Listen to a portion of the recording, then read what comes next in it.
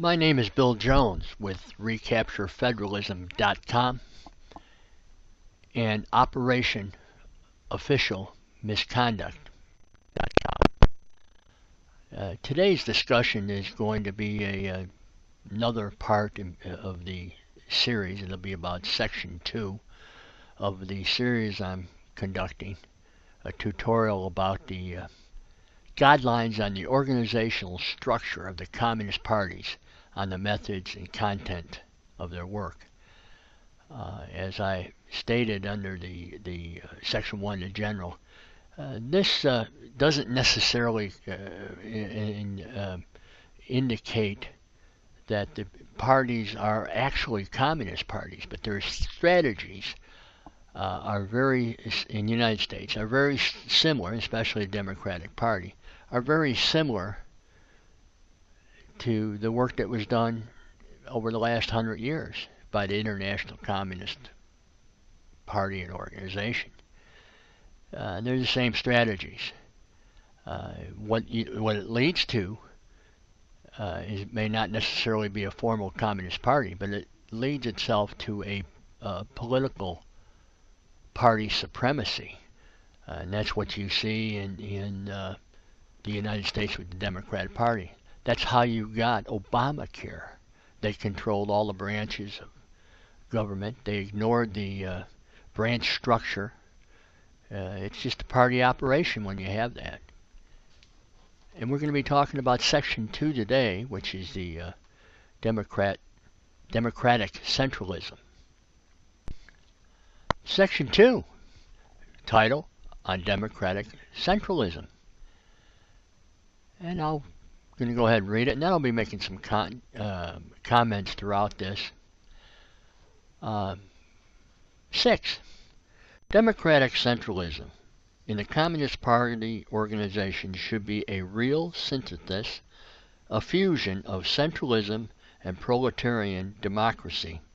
This fusion can be attained only on the basis of the constant common activity, the constant common struggle of the entire party organization. Notice this paragraph. This is all about the party. The heck with the people. This is all about the party. This is so anti-Constitution, anti-American, un-American. They're talking about democracy. The United States was not formed as a democracy. It never has been. Of course, the political party supremacists believe that it's their government and it's their democracy and they're going to develop it as a democracy. Again, we have a common struggle. This is Marxism. It's class struggle. The heck with the middle class.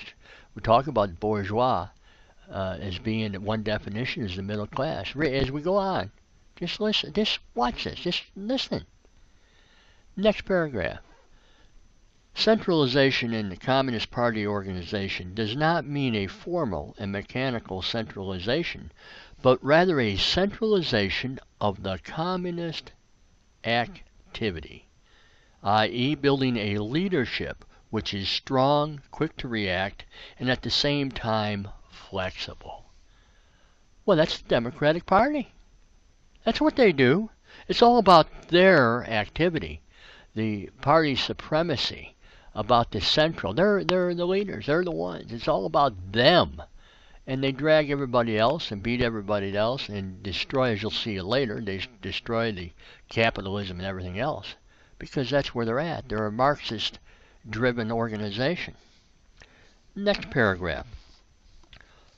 Formal or mechanical centralization would mean centralization of power in the hands of a party bureaucracy in order to dominate the rest of the membership or the masses of the revolutionary proletariat outside the party.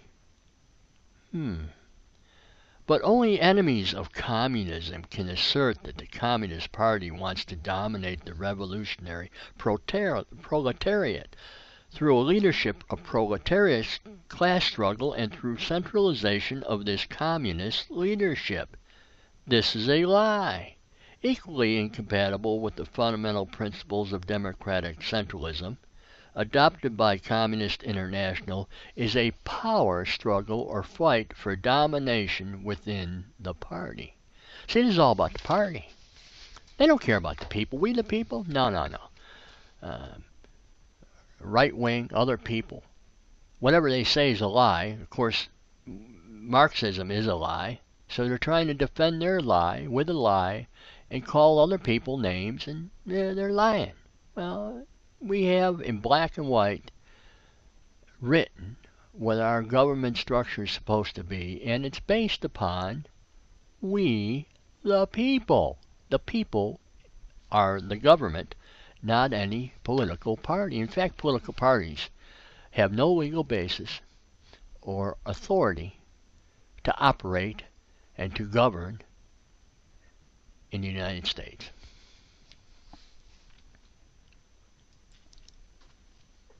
In the organizations of the old non-revolutionary workers' movement, a thoroughgoing dualism developed of the same kind as had arisen in the organization of bourgeois state.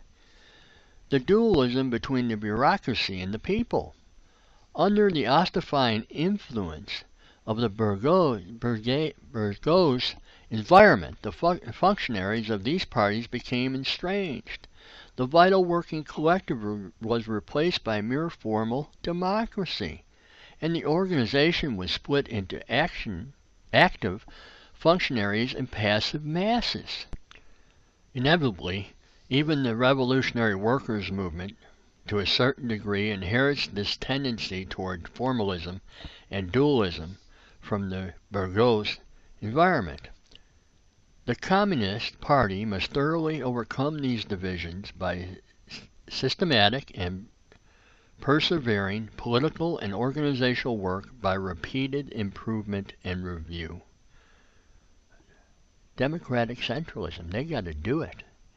The party has to be in control, the leadership, the Marxist, over the people.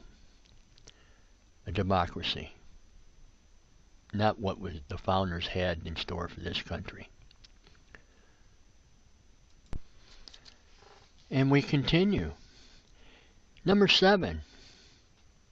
In the reshaping of a mass socialist party into a communist party, the party must not limit itself to concentrating authority in the hands of its central leadership, while otherwise leaving its old structure unchanged.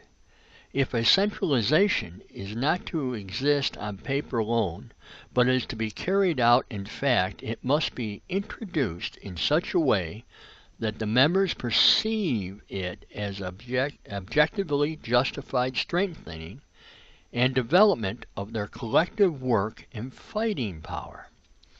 Otherwise, centralization will appear to the masses as bureaucratization of the party, conjuring up opposition to all centralization, to all leadership, to any strict discipline. Anarchism and bureaucratism are two sides of the same coin. On your own, maybe you ought to read that again, this paragraph right here. Look at this thing. Members perceive. They want you to believe the lie. They want you to believe the lie. Perceive. It's not the truth. It's what the perception is. And perception then becomes the truth. And the truth here is in the first sentence.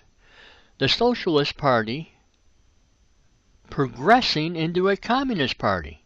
So you have progressivism. This is where progressing away from the Constitution, marching away from the Constitution, into a Socialist Party, hello Maxine Waters, into a Communist Party. That's the end game. That's the end game of progressivism, is communism.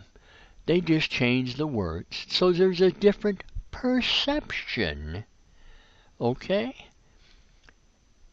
Then the otherwise centralization will appear to the masses. Appear. It's not the truth. perception, how it appears, how it looks. And we don't want them to see the truth. If you see the truth, then it conjures up opposition. Hello? So when you get when people see the truth, and you get, for instance, the Tea Party, those folks see the truth. Oh, they're conjuring up. They're the enemies. Oh yeah, listen to that. They are the enemies. It's not just the Tea Party. It's the entire middle class who they're going after. It's class struggle. Yes. There's enemies here. Depends which side of the coin you're on. Anarchism and bureaucratism is on one side of the coin. What's the other side of that coin? The other side of that coin is the federal system of America. And what we, as veterans, taking the oath, domestic enemies of the Constitution, that's what these people are. That's what progressives are. And their end game is communism. In this last paragraph, let's read that in this section. Mere formal democracy in the organization cannot eliminate tendencies toward either bureaucratism or anarchism, for both have found fertile soil in the workers' movement on the basis of formal democracy. Therefore, the centralization of the organization, that is, the effort to achieve a strong leadership, cannot be successful if we attempt to achieve it simply on the basis of formal democracy.